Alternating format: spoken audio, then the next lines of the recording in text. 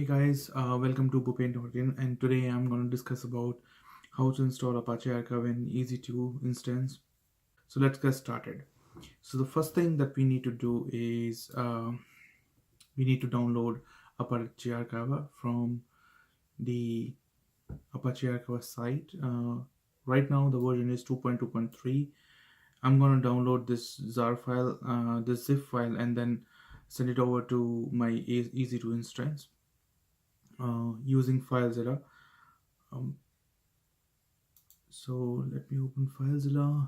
Here it is, and I already have the my EC2 instance configured.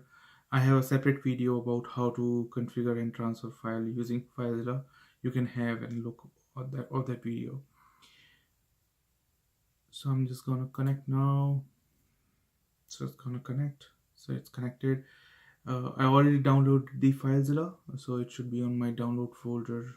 So let's Apache, yeah, here it is. And then what I'm gonna do is I'm gonna upload this. It is gonna take a little bit of time. Okay, it's done. So we'll continue the discussions once we go there. So I'm gonna SSH to my machine, and I have that configured.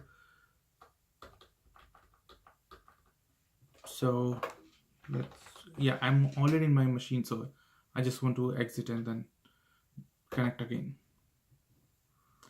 Okay, so I'm on home EC2 users, and then I can see the zip file. Let's unzip this file.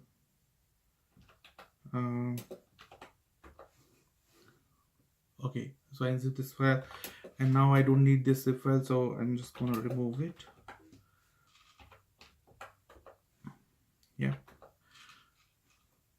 get into this folder Apache Archive, and I can see a bin folder.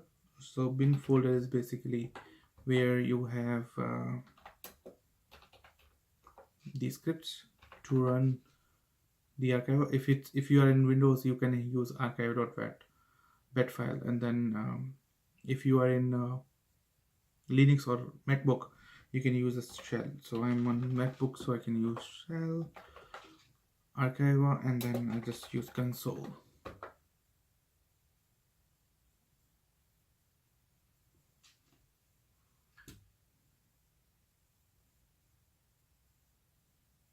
Okay, so I'm trying to access. Okay, so it's gonna take a little bit of time to start the Apache Archive. Apache Archive is up. The first thing that we need to do is we need to create an admin user. So let's create an admin user. So when you create an admin user, your password will be alphanumeric, and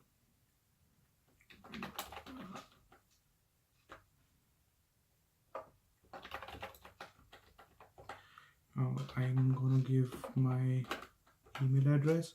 I'm gonna click on validated. The reason being, I don't have to click on the reasoning of validated is that this user has been validated.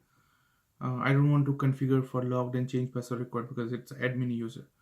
For other users, we can go ahead and start doing that.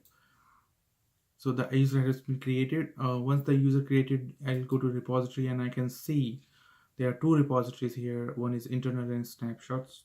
Uh, I want to create my own repository so that it will be easy to manage. So you have to click on add, and then you just put your repository. So what I'm going to do is that the directory basically is the directory where I have started my archive. So it is in /home /EC2 Apache Archive, and there is a folder in that's called repository, and then I have to provide my ID, which is bhupen, so that it will create the folder of the repository. So once that is created, so if I want to transfer or if you want to deploy any artifact to my archive, it will go and start putting those artifacts inside that folder. Retentions, I'll say 100, sorry, days old, I'll say 100, and then retention is 2 days.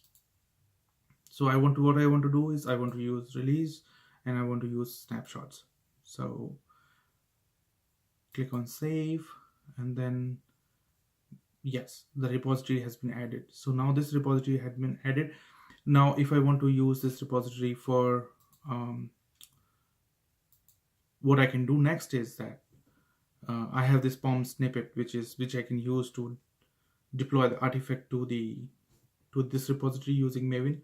So in my next video, I'm going to talk about how you can configure your Jenkins, or how you configure your Maven pom.file, which directly deploy your artifact to this artifact tree using mvn install command, and as well as another video which will tell us how to use these artifacts which are there in the artifact tree to in your own project using mirrors. So that's all for this video.